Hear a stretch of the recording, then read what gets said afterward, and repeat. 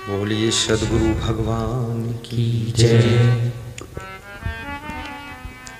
परिस्थितियां परिवर्तनशील हैं, शरीर निरंतर बदलता रहता है, मन में हर क्षण चेंजिंग होती रहती है। मनुष्य की रुचियां भी बदलती हैं। जिन चीज़ों में बचपन में तुमको इंटरेस्ट था, युवावस्था में इंटरेस्ट उनमें कम हो जाता है, वृद्धावस्था में इंटरेस्ट खत्म हो जाता है। शरीर का ढांचा भी परिवर्तन होता है, रूप रंग भी परिवर्तन होता है। परिवर्तन के चक्र में संसार घूम रहा है। स्वभाव भी परिवर्तनशील है, वाणी में भी बदलाव आता है। समय के अनुसार तुम अपने आप में बदलाव करने की कला जानते हो।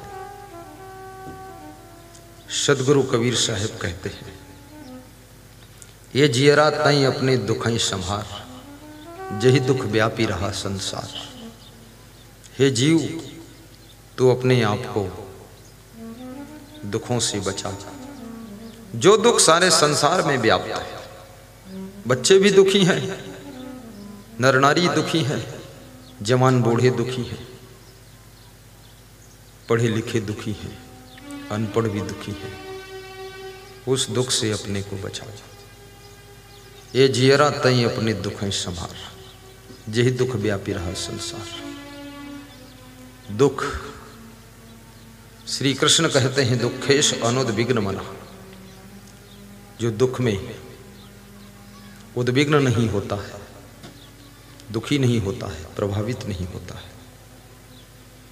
सुखेत जगत अस्पृहा, जो सुख में और सुख मिले इसकी चाहना नहीं रखता है। बीत राग भय क्रोधा, जिसका राग, जिसका भय, जिसका क्रोध समाप्त हो गया है, जिसने राग को जीत लिया है, अब कहीं जिसका राग नहीं, चिपकाव नहीं, आसक्ति नहीं, जिसने अपने क्रोध को भी नियंत्रण किया है, गम खाना सीख गया है, कांटों में भी फूल जैसा खिलकर जीना सीख गया, और जिसके पास भय भी नहीं है, भय से जो मुक्त है। श्री कृष्ण गीता सार कहते हैं, क्यों दुखी होते हो, क्या लेकर आए हो, क्या लेकर जाओगे, क्या तुम्हारा है जो छूट रहा है, क्या ऐसा नहीं है जो तुमको नहीं मिला है। मत दुखी होइए, ये शरीर भी तो यही छोड़कर जाओगे। इस नासमान संसार में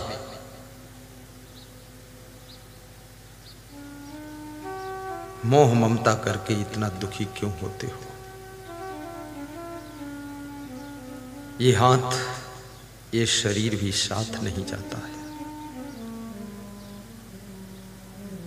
सिकंदर बादशाह, मरने से पहले उसको कुछ कुछ ज्ञान हुआ। ज्यादातर लोग जब मरने के निकट पहुंचते हैं तो उनको ज्ञान होने लग जाता है। जानकारी तो पहले से थी, लेकिन आचरण में नहीं उतर रहा था। अब ज्यों ज्यों मौत निकट आ रही है, त्यों तो ज्ञान की बातें लोग करने लग जाते हैं। बूढ़ों के पास बैठिए तो बस इतना ही बताते हैं, संसार में कुछ नहीं है। बोलते बस अब मरना है और क्या है। जब जवान थे खूब बीड़ी सिगरेट सुट सुट पीते थे, तब पूछो आप उनसे तो बोले जो कुछ है सब बीड़ी सिगरेट में ही है। खूब मांस मछली खाया, खूब मुर्गा खाया, खूब दारू पिया। जितने कर्म जगत में हीने वो सब हैं उन्होंने कीने। अब बुढ़ापे जब कब्र में एक पैर लटका दिया तब प्रवचन सुना रहे कि संसार में कुछ नहीं है। तेरा प्रवचन कौन सुनेगा। तेरी पत्नी भी जानती है कुछ नहीं वाला ये है ही नहीं, है तो सब कुछ मानता था। और तेरे बेटे भी समझते हैं कि नालायक पक्का है, पलता कुछ नहीं है। अपना तो खूब मजा भोग लिया, हमको बताता कुछ नहीं है।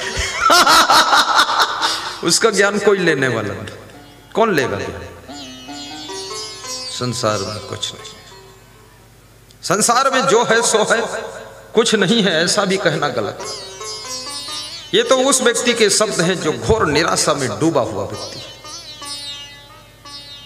संसार में सत्संग भी है, ज्ञान भी है, भक्ति भी है, प्रेम भी है, सेवा भी है।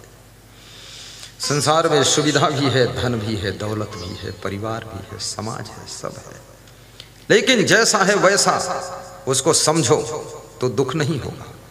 यथार्थ ज्ञान, स्वामी अड़गड़ानंद जी ने यथार्थ गीता लिखा है। तो क्या ये जो कृष्ण की गीता ये कोई नकली है? नहीं, ये भी यथार्थ। उन्होंने नाम दे दिया, मतलब गीता की परिभाषा, गीता की व्याख्या बहुत से संतों ने किया, तो उन्होंने अपनी व्याख्या को सबसे भीड़ से अलग करने के लिए यथार्थ गीता नाम रख दिया है। बाकी है सब यथार्थ ही, उसमें कुछ अलग नहीं है।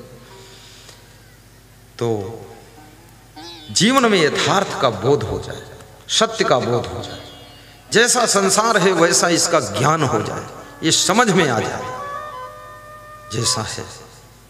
और रस्सी को सांप समझोगे, रस्सी सांप बन नहीं सकती, लेकिन अगर तुमने सांप मान लिया, अंधेरा है, तो रस्सी को देखकर तुम डर जाओगे। उतना ही डरोगे जितना सच्चे सांप से डर लगता है। रस्सी का सांप झूठा है, लेकिन डर सच्चा है। और डर में जो पसीना निकलेगा वो पसीना भी सच्चा है। और डर के भागोगे तो भागना भी सच्चा है। और गिरोगे, गिरना भी सच्चा है।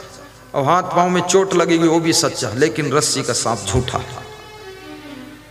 ऐसे झूठे संसार को जब तुम सच्चा मान लेते हो तो रस्सी के सांप वाली दशा तुम्हारी होती है, दुर्दशा तुम्हारी होती है। रस्सी के झूठे सांप को सांप मत मानिए। संसार में जो जैसा है उसको वैसा मानिए और समझिए, तो आपको दुख नहीं होगा, भय नहीं होगा।